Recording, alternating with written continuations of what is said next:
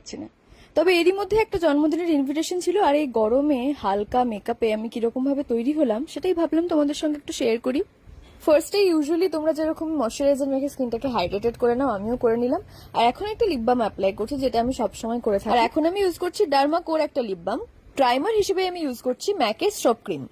প্রত্যেকটা ক্রিম মাখার পর কিন্তু 5 মিনিট করে রেস্ট দেবে, তারপরে পরের ক্রিমটা অ্যাপ্লাই করবে। আর এক্ষেত্রে আমি আজকে একটা নতুন এক্সপেরিমেন্ট করব মেকআপের ওপরে, মানে একটা ভিডিওতেই আমি দেখেছি। আর মেকআপ নিয়ে এক্সপেরিমেন্ট করতে কিন্তু আমি খুব ভালোবাসি, তো আজকে সেরকমই একটা অ্যাপ্লাই করে দেখি। তো এরপরে আমি যেটা করব, প্যাকের একটা ফিক্সার ইউজ করে নিচ্ছি, মানে স্ট্রব ক্রিমের পরে। এটা আমি ভিডিওতে দেখেছি, তো দেখি এটাতে কি রেজাল্ট আসে, সেটা তোমাদেরও নিশ্চয়ই আমি জানাবো।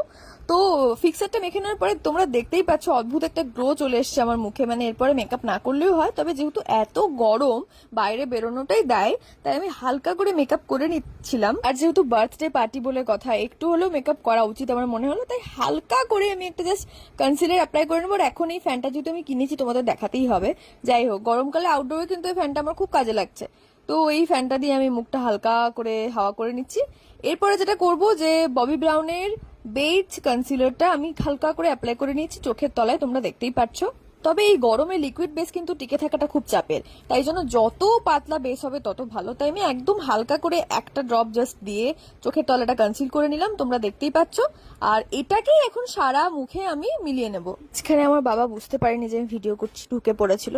যেই বুঝেছে ক্যামেরা অন, অমনি একটা কিরকম কনসিয়াসনেস চলে এসছে বাবার মধ্যে। যাই হোক, তোমরা দেখতেই পাচ্ছ। রেডি থাকবে। আমি এসে 1 মিনিটের জন্য দাঁড়াতে না হয়, ওকে?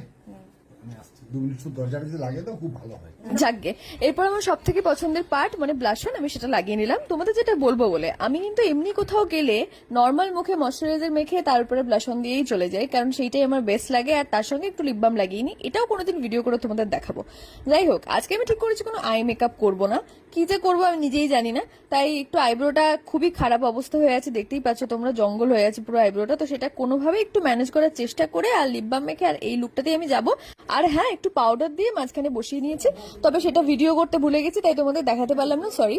তো আজকে যেহেতু লুকটা একটু সিম্পলের মধ্যে আছে, তাই ঠিক করেছি একটু হোয়াইট কালারের কুর্তা পরবো। জিন্সের সঙ্গে পরলে বেশ ভালোই লাগে দেখতে, আর নর্মাল লুকে সেটা আরো বেশি সিম্পল লাগবে। তবে হ্যাঁ, নিশ্চয়ই এই চুলটা নিয়ে আমি কারো বার্থডেতে যেতে পারি না।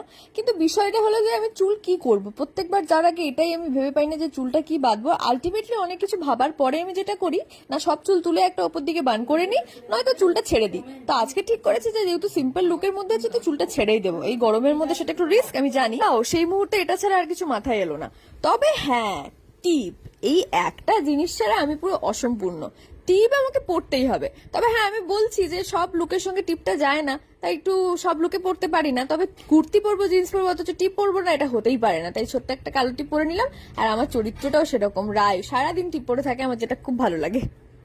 তো আমি রেডি, মাঝখানে একটু লিপ বাম লাগিয়ে নিয়েছি, আর আবার একবার ফিক্সার দিয়ে দিয়েছিলাম, যেটাও ভিডিও করা হয়নি। তবে হ্যাঁ, এই এক্সপেরিমেন্টটা কিন্তু খুব কাজে দিয়েছে, বেশ গ্লোই একটা লুক দিচ্ছে। সব মিলিয়ে সিম্পলি বোধহয় লাগছে না, কি বলতো তোমরা? প্লিজ একটু কমেন্ট করে জানিও।